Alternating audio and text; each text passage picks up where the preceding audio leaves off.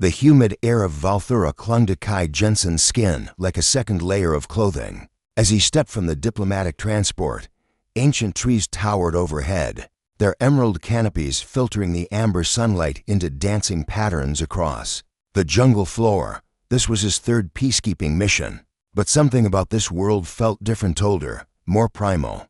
Remember, Jensen, his commander had warned, these aren't just negotiations. One wrong move and we'll have a full-scale tribal war on our hands. The meeting ground was a circular clearing where massive stone pillars bore the scars of countless battles. Representatives from a dozen clans gathered, their alien forms imposing in the filtered light.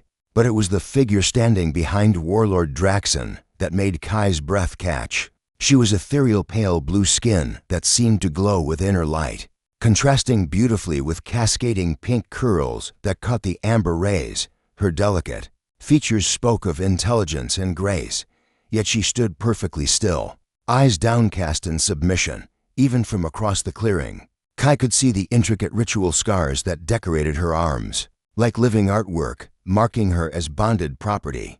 The humans think they can dictate terms to us. Draxon's voice boomed across the clearing, his massive frame radiating menace. They know nothing of our ways, our strength. The warlord's hand moved to rest possessively on the woman's shoulder, and Kai saw her flinch almost imperceptibly. Something cold twisted in his stomach at the sight. "We come in peace," Kai replied, forcing diplomatic calm into his voice. "The Galactic Council simply wishes to mediate." "Mediate?" Draxon laughed, a sound like grinding stone. "You mistake us for weaklings who need outside interference." The tension in the clearing was palpable. Other tribal leaders muttered agreement, hands drifting to weapons. But through it all, the pale blue woman remained motionless, a statue of forced serenity. Then, as if sensing his gaze, she looked up. Their eyes met across the hostile crowd, and for a moment, time seemed suspended. Her eyes were the color of deep ocean, filled with a sadness that spoke of years of silent suffering. In that brief connection, Kai saw something that made his chest tighten, a recognition of loneliness that mirrored his own. The moment shattered when Draxon's voice rose again. But as the crowd dispersed in anger, Kai caught one last glimpse of those ocean eyes before she was pulled away into the jungle's embrace. That night, sleep eluded him as he wondered about the mysterious woman with the pale blue skin and pink curls. The rushing sound of the Villani River became Kai's favorite melody over the following weeks. Each morning, he found reasons to walk the diplomatic perimeter, always ending at the bend where crystalline water cascaded over smooth stones. It was there, on the fifth day, that he saw her again. Lesha knelt by the water's edge, filling carved vessels with practiced grace. Her pale blue skin seemed to shimmer in the dappled sunlight, and her pink curls danced with each movement. When she noticed him watching, her body tensed like a startled deer. "You shouldn't be here," she whispered, her voice melodic despite the fear. "If Draxon finds you near me." "I'm just walking," Kai replied gently, maintaining respectful distance. "The river is beautiful." She studied him with those ocean-deep eyes, as if searching for deception. "You're not like other males. They take what they want without speaking."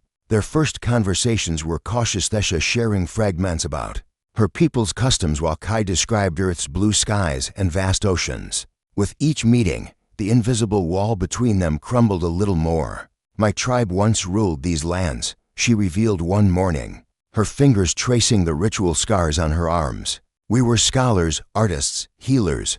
Then Draxon came with his warriors and claimed everything, our lands, our people, our freedom." "And you?" Kai asked softly. "I was the chieftain's daughter, in your terms. I suppose I was a princess." Her laugh held no humor. "Draxon took me as his prize to cement his conquest. These marks," she gestured to her scars, "they bind me to him until death." Kai felt anger kindle in his chest. "That's barbaric." "It's survival," she corrected.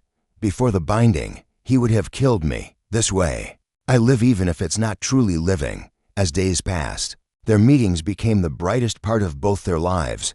Kai brought nutrient bars and told her stories of distant worlds, while Lesha shared her knowledge of botanical healing and ancient poetry. She was brilliant, far more educated than most diplomats Kai had encountered.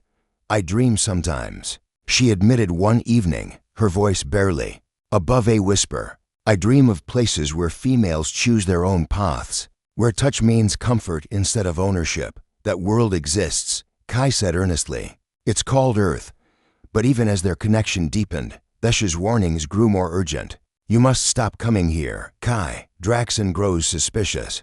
He's had males killed for less than conversation. Yet neither could stay away from their secret sanctuary by the river. The morning Thesh arrived at their meeting place, Kai knew something was terribly wrong. Fresh bruises darkened her pale blue skin, and her pink curls hung limp around her shoulders. She moved like someone in physical pain, cradling her left arm against her body. Thesha, Kai started forward, but she held up a trembling hand to stop him. Don't, she whispered. Her voice cracked with barely contained emotion. I shouldn't have come. I needed to see you one more time. What happened? The dam burst. Tears streamed down her face as she collapsed onto the riverbank. Her composure finally shattered. 3 of our children died yesterday. Starvation. Draxon's raids have driven away the game, and his pride won't let him accept aid from other clans. He blamed me, said I was bad luck, that my presence cursed his rule. Kai's hands clenched into fists. He did this to you because children died. He's losing control, and fear makes him cruel. She looked up at him with those ocean eyes now, red with tears. My people are suffering, and I'm powerless to help them. I'm supposed to be their protector, but I'm just property. The sight of her breaking down, of such a brilliant and beautiful soul crushed by brutality, was more than Kai could bear. Every instinct screamed at him to comfort her, to show her the gentleness she deserved. Don't touch me, she whispered, desperately as he approached. Please, Kai, my mate will kill you if he finds out. The scars on my arms aren't just symbols, they're a warning. Any male who touches me challenges his claim. But watching her sob alone in the dirt while nursing fresh wounds was agony. Kai had never felt such protective fury, such desperate need to offer comfort. His diplomatic training, his survival instincts, his rational mind, all of it fell away in the face of her pain. I can't stand to see you hurt, he said softly, kneeling beside her. Kai, no, gently, reverently, he placed his hand on her shoulder.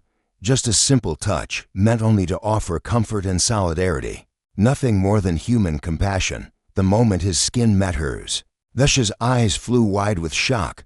Her entire body went rigid, and for a heartbeat, they stared at each other in stunned silence.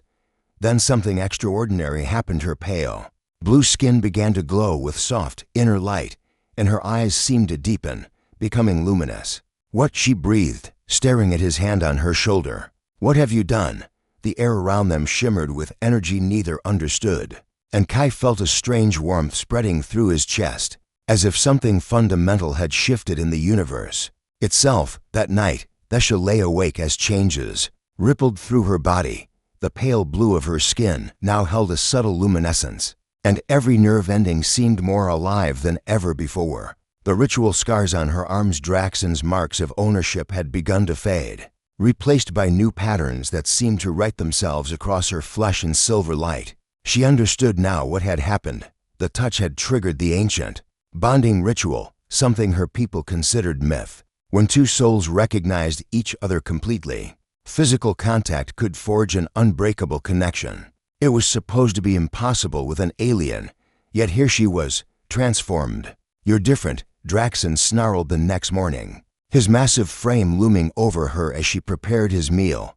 You glow like a fertile female. But it's not my child you carry.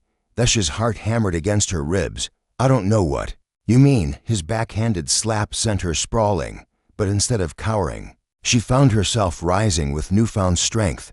The bond was making her braver, more defiant. Don't lie to me, Draxon roared. Another male has touched you. In our culture, that's a challenge to my dominance. Who is he? Before Thesha could answer, commotion erupted outside. Tribal warriors dragged Kai into the clearing, his diplomatic immunity meaningless in the face of ancient law. His eyes found hers immediately, and she saw no fear there, only determination. So, Draxon rumbled, studying the human, the soft diplomat thinks he can steal my mate. I think, Kai said carefully, that she deserves better than a master who bruises her for his own failures. The words hung in the air like a thrown gauntlet. Draxon's expression shifted from anger to something more dangerous: anticipation. "You've invoked the right of challenge," the warlord said with savage glee. "Do you understand what that means, human?" Vesha stepped forward desperately. "Please, you could still leave. Find your transport. I'm not leaving without you," Kai said firmly. "How romantic," Draxon sneered. "By our law, you'll fight me to the death. If you win, she becomes yours. If you lose, which you will, you both die, and I'll find new entertainment." That night, as Kai prepared for the impossible battle ahead, Vesha came to him under cover of darkness. They held each other desperately, both knowing the odds of survival were slim. "I need you to know," she whispered against his lips, "that these past weeks have been the only real life I've ever known." When their lips met, it was like completing a circuit. The bond between them blazed with warmth and light, and for the first time in her life, Vesha felt truly alive.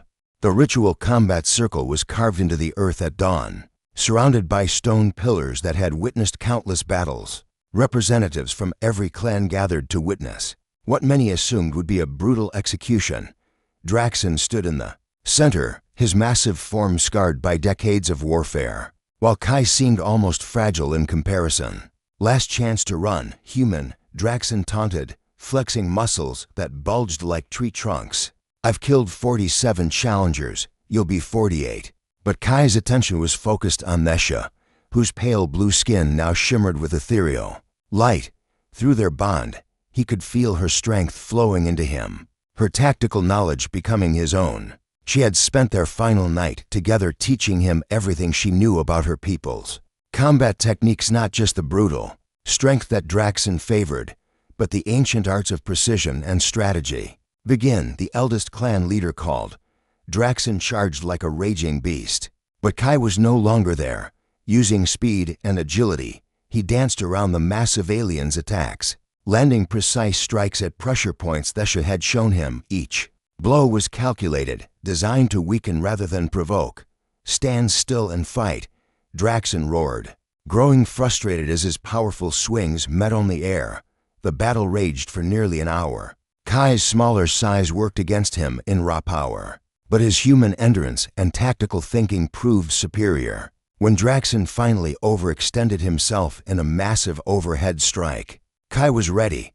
He rolled aside and delivered a perfectly placed blow to the nerve cluster at the base of the warlord's neck, a technique that required surgical precision. Draxon collapsed, paralyzed but alive. By the laws of combat, Kai could have killed him, but he chose mercy instead. "It's over," Kai declared, breathing hard but triumphant. The moment Draxon fell, Vesha's transformation completed itself. Her skin blazed with silver light, and the old binding scars vanished completely, replaced by new patterns that marked her as bonded to Kai. The assembled tribes gasped in awe. They were witnessing the legendary soul bond, thought to be mere myth. "The spirits have chosen," the eldest clan leader announced. "The human is now our leader by right of conquest and divine selection." Kai's first act as leader was to abolish the binding customs and establish councils where every voice, male and female, could be heard. With Vesha as his advisor and partner, he helped heal the divisions between clans, sharing human agricultural techniques and medical knowledge. Months later, as they stood together watching the sunset paint the jungle in shades of gold and amber, Vesha's pale blue skin glowed with contentment. Her pink curls caught the light as she leaned against Kai's shoulder, their bond stronger than ever. "Do you ever regret it?" she asked softly. "Giving up your old life for this world?" Kai smiled, pulling her closer. "I didn't give up anything. I found everything I didn't know I was looking for." In the distance, the sound of laughter carried on the wind, the voices of children who would grow up free in a world where love conquered law.